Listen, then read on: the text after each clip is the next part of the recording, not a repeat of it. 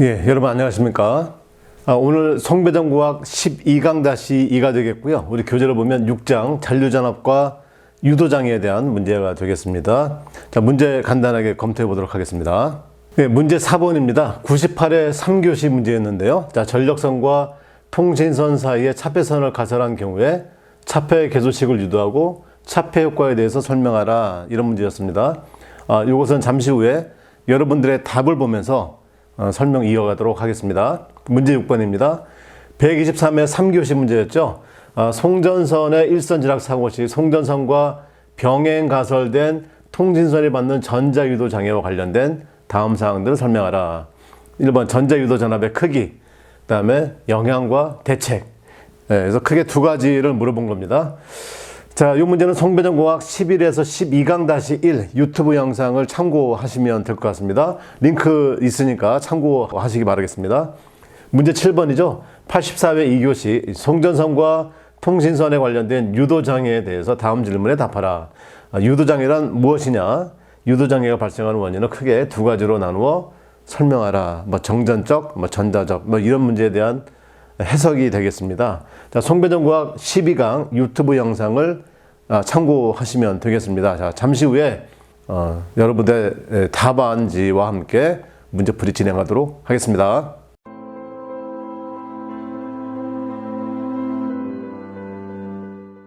예, 이번 주 송배전공학에서 나온 오답 또 좋은 답안 같이 한번 보도록 하겠습니다. 먼저 모범 답안을 먼저 보도록 하겠습니다.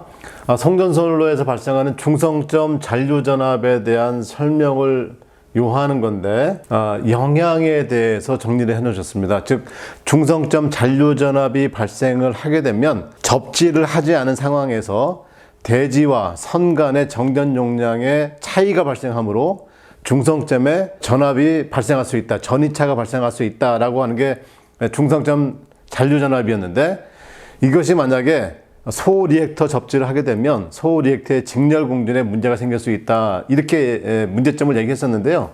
그것에 대해서 하나 더 이렇게 적어 놓으셨어요. 그러니까 이제 직접 접지 같은 경우에는 접지를 했기 때문에 중성점 잔류전압이 그대로 어떻게 됩니까? 영상 전류가 흐르게 되겠죠. 그렇게 되면 통신선에 유도장애를 발생할 수가 있다. 그 다음에 저항 접지 같은 경우는 저항값을 조정을 해서 이 영상 전류의 크기를 조절할 수 있겠죠. 그래서 이러한 영역도 같이 적어 놓으셨습니다. 아주 상당히 좋은 답안지다, 이렇게 생각을 할 수 있습니다. 자, 요것은 중성점 잔류전압에 대한 오답입니다. 자, 여기에 이제 대책을 보니까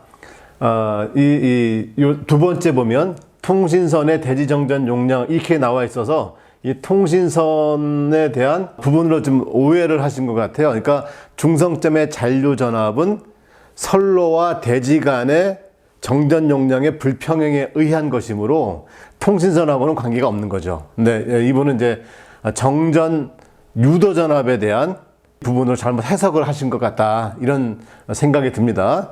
정전 유도전압의 크기를 유도하고 전압의 크기를 줄일 수 있는 대책을 설명하라. 그래서 대책만 좀 보도록 하겠습니다. 이 대책 보면은 가장 기본적인 게 뭐냐면, 여기 보면 이제 복도체를 사용해라. 그러니까 전력선 측에 복도체를 사용을 해서 통신선하고의 그 선로 정수를 평형을 시키고, 그다음에 자체적으로도 평형을 시키면 좋겠다, 이런 내용을 하나 집어넣으셔서 눈에 띄었던 답이고요.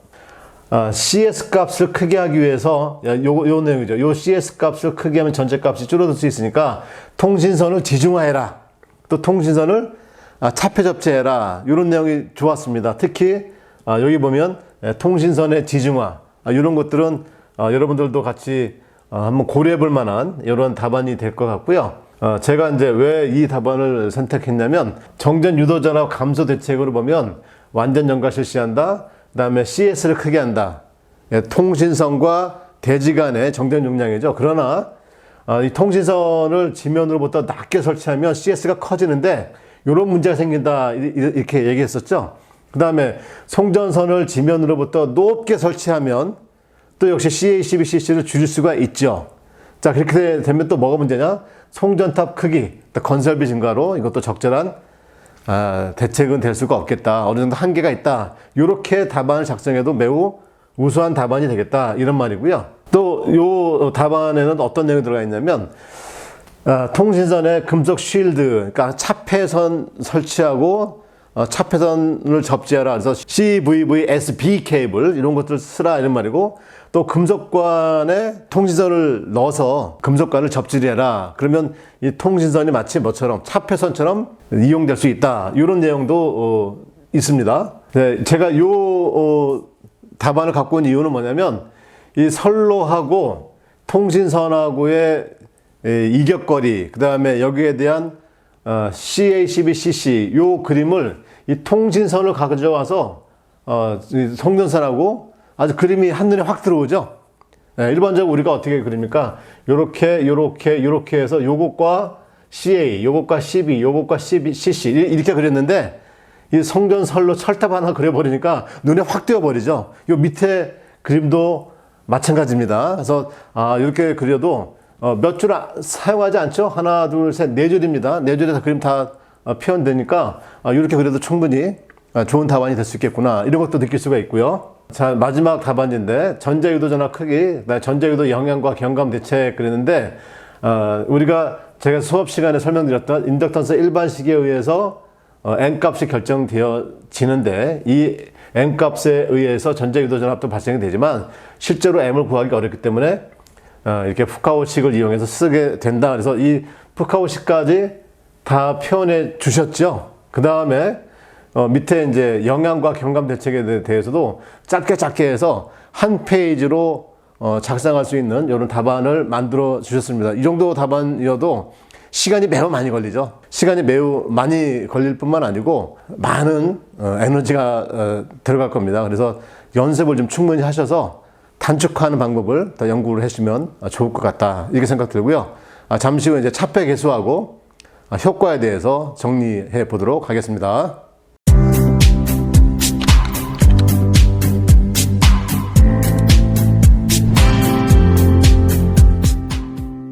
먼저 차폐 계수죠. 여기 보면 차폐선의 원리 및 개념도 잘 나와 있습니다. Z1S는 전력선과 차폐선과의 임피던스, 그 다음에 Z2S는 차폐선과 통신선과의 임피던스, Z12는 전력선과 통신선과의 임피던스다, 이렇게 설명되어 있고요.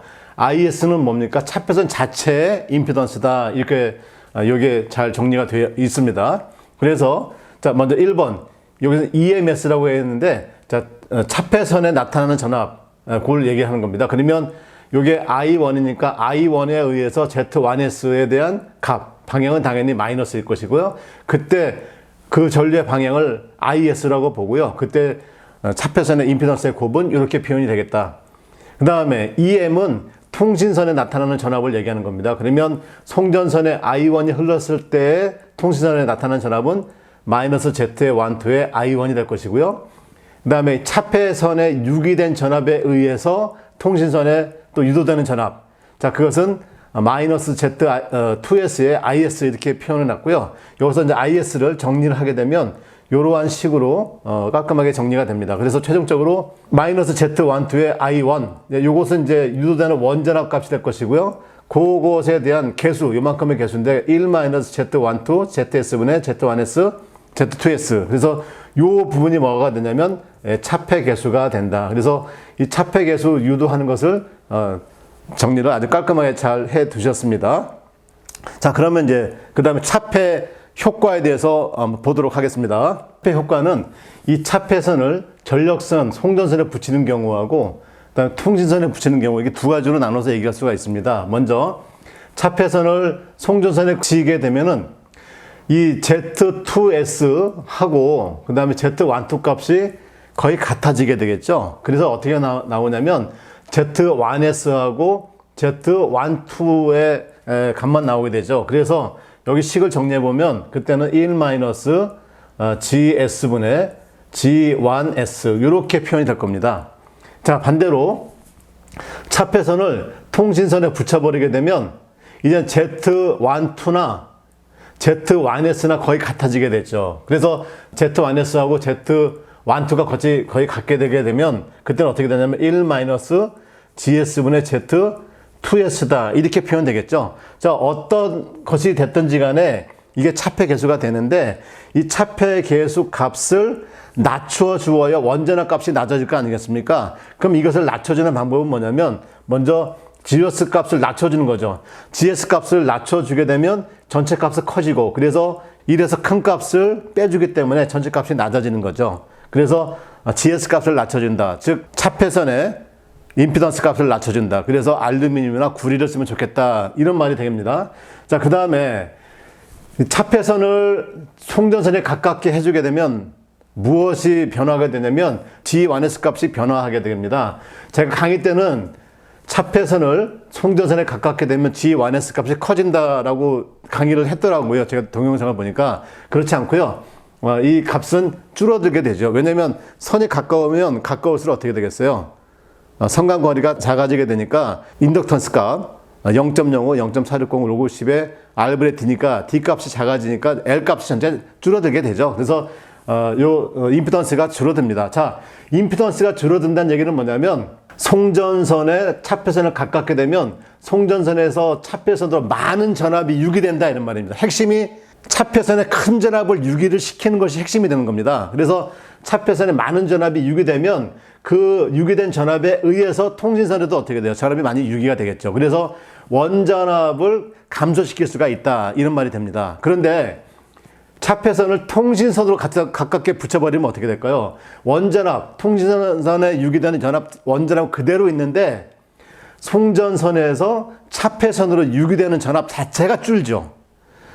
그러니까 이때 이제 차폐선에서 다시 통신선에 또 제2차 유기되는 그 전압 자체가 줄어버리니까 통신선에 유기되었다 원전압의 값을 줄일 수가 없는 거죠. 즉 결론 내자면 어떤 식으로 차폐선에 큰 전압을 유기시킬 것이냐 이게 바로 차폐선을 두어야 되는 이유가 되는데 그 큰 전압을 유기하기 위해서는 차폐선을 통신선에 붙여주어야만 G1S 값이 줄어들어서 큰 전압이 유기가 되고 이 큰 전압에 의해서 통신선에도 역시 큰 전압으로 유기되면 원전압 값이 어떻게 됩니까? 줄어들 수 있다 이렇게 되는 것이죠. 그래서 두 가지가 정리가 되면 되겠습니다. 하나는 뭐냐면 통신선 자체의 임피던스를 줄인다.